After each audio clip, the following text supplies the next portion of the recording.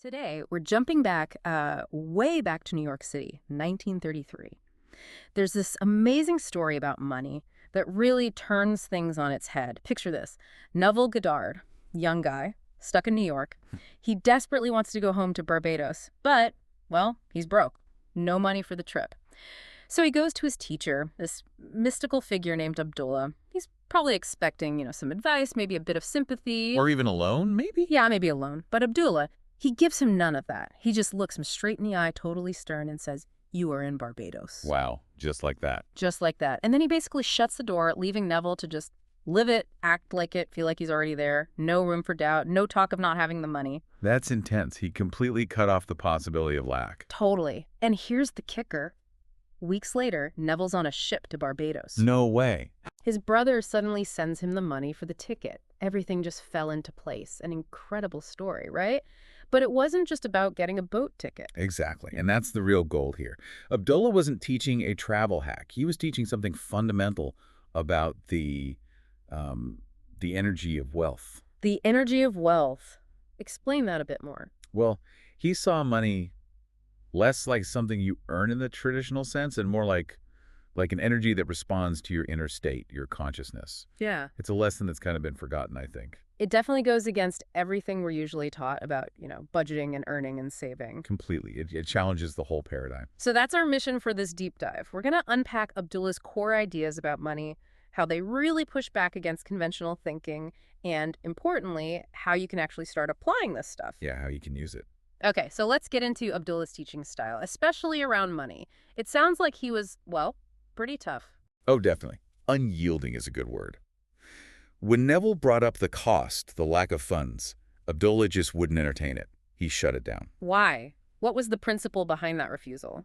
Because his core truth was that money isn't really out there. It's not something separate from you that you need to go get. Okay. It's a state of consciousness, and it responds almost automatically to your imaginal act. Your imaginal act. You mean like vividly picturing something? Exactly.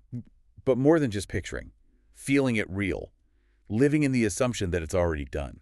That's the key. So how is that different from just, wishing really hard or basic positive thinking? Because that's what it might sound like initially. That's a really important distinction. Wishing implies it's not here yet. Positive thinking often stays on the surface. Abdullah understood the subconscious mind. Okay. Your subconscious, it doesn't argue. It doesn't debate whether your assumption is realistic. It just accepts your dominant belief, your dominant feeling as fact, and gets to work making it real. So it's like giving an order. Precisely. That's why he demanded finality from Neville. Act as though it is done, period. Because in consciousness, the moment you truly assume it, it is done. Your subconscious hears, "I am," not "I hope to be." Got it. That's a powerful shift. So if we boil down Abdullah's wealth lessons, you mentioned 3 core principles. Yeah, they sound simple, but living them is one. Well, that's the practice. Okay, lay them on us. Principle 1. Principle 1. Assumption is wealth. Simply put, you cannot attract wealth if your dominant inner feeling, your identity is, "I am broke." It's like trying to tune a radio to 99.5 FM while insisting you're on 101.1 FM. Exactly. It's a vibrational mismatch. Abdullah taught you have to assume the feeling of wealth now, in your imagination, in your inner conversations, regardless of the external facts. Regardless of the scary bank balance. Regardless. That leads straight into principle 2. Detachment from appearances. Okay. This sounds like the really tricky one. Ignore the bills, ignore the account balance. Hey, yeah, this is where the rubber meets the road, right? It means consciously withdrawing your energy and belief from the evidence of lack. So you see the bill, but you don't give it the power. You don't let it define your inner state. You live from the feeling of abundance, even when the outside world seems to contradict it. It's about choosing your inner reality over the outer reflection. But practically, people listening are thinking, I still have to pay that bill. Does detachment mean denial? Or becoming irresponsible? Great question. No, it's not denial in the sense of ignoring reality irresponsibly. It's about denying the finality of that reality. You acknowledge the bill, perhaps you take practical steps if needed, but you don't let the fear or anxiety associated with it become your dominant state. So you cut the emotional cord to lack. Exactly. That fear, that worry, that's the energy that perpetuates lack. Detachment means you hold firm to your inner assumption of wealth, trusting that the means to handle the bills will appear because of that inner state. It's faith over fear. Okay, that clarifies it. It's an internal discipline. Which brings us to principle 3. Principle 3, finality is power. Total conviction. No wiggle room. 0. No wavering, no begging the universe, no, oh, I hope this works. You make your inner declaration of wealth, you assume it, and that's final. Your subconscious responds to that kind of authority. It doesn't respond well to pleading or uncertainty. Like giving a clear command versus a hesitant request. Precisely. So what does all this mean day to day? Well, it connects to what a lot of modern teachers talk about too. Think Bob Proctor, Joe Dispenza. Yeah, the idea that your inner world creates your outer world. Right. They echo Abdullah in saying your subconscious, your inner beliefs, that's the real bank, the external world. That's just the printout, the reflection. So if you change the deposit in the inner bank, The external reflection has to change. If you truly assume wealth, with that Abdullah-style finality, money, opportunities, solutions they have to start organizing themselves around that assumption, the universal laws, as Abdullah saw them, don't have a choice. just like Neville ending up on that ship. Just like Neville. Wow. Okay, this is powerful stuff. Let's make it super practical. If someone wants to start applying Abdullah's method for money, like today, what would they do? You mentioned a 3-step exercise. Yep, a simple but profound practice. Step 1. Step 1 is assume the scene. Use that imaginal faculty. Close your eyes, get comfortable, and create a short scene in your mind that implies your wish is fulfilled. That implies wealth. What kind of scene? Could be anything that feels real and signifies wealth to you. Maybe it's seeing a specific number in your bank account. Maybe it's the feeling of easily paying for a large purchase. Maybe you overhear someone congratulating you on your success. The key is it implies the wealth is already yours. Exactly. And you need to feel the emotions of that scene, the relief, the joy, the security. Feel it as if it's happening right now. Make it vivid. Okay, got the scene, feeling the feeling. Step 2. Step 2, declare it. Done. Right after you drop the scene while you're still in that feeling state, speak directly to your subconscious. Use Abdullah's authoritative tone. What would you say? Something simple and direct, like, you are wealthy now, or just, it is done, or thank you, Father. Neville often used Father to refer to the creative tower within. Remember, it's a command, a statement of fact, not a request. Okay, command issued. Then step 3.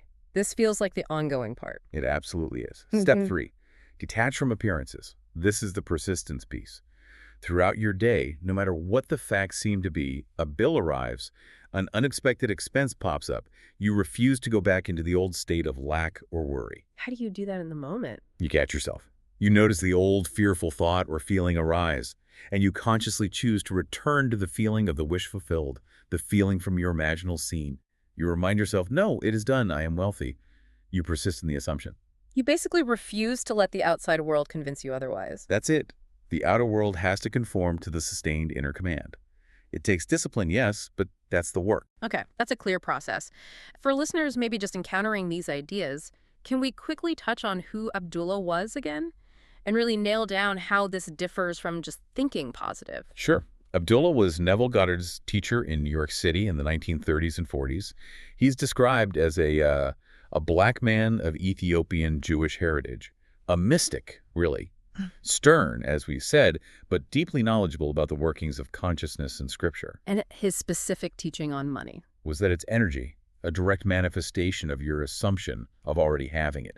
It's not earned through struggle alone, but attracted by your state of being. And the positive thinking difference. Crucial difference. Positive thinking is often like putting a happy sticker on a broken engine. It hopes for a future result. Abdullah demanded finality in the present moment. You don't hope to be wealthy. You assume you already are wealthy in consciousness. That assumption, held firm, is what changes things. It's a statement of being, not a wish. That distinction is everything. But I can still hear the resistance people might feel. That voice saying, this is nuts, look at my bills. How do you deal with that persistent doubt? Oh, it's totally normal. Your current reality has momentum. Your senses scream otherwise. But Abdullah's answer would be blunt. Like slamming the door. Like slamming the door on the devil. You have to be more persistent in your assumption than the outer world is in its appearance of lack. It's about training your mind, conditioning it to live in the feeling of wealth until that becomes your natural state. It's mental resilience. You have to outlast the doubt. You have to outlast the doubt. Abdullah didn't accept Neville's excuses about the trip, right? He demanded Neville live in the end. In Barbados, mentally. Yes. And he demands the same from you regarding wealth or anything else you desire. You have to assume it now, not tomorrow, not when the check arrives. Now, in this moment, in consciousness. Because, as Abdullah taught, wealth isn't ultimately something you chase or earn. It's something you embody. That's the core of it. He apparently said, stop begging for money. Step into wealth. Powerful words. Stop pleading. Start assuming. So here's something to think about as we wrap up. Yeah. Given everything Abdullah taught, how might the way you talk about your finances, even just silently to yourself, be shaping what shows up for you? That's a deep question. Yeah. Are your inner conversations reinforcing lack or abundance? And what specific imaginal act, what scene could you start practicing today? Knowing that your subconscious is listening, ready to obey without any judgment. What state could you start to embody right now?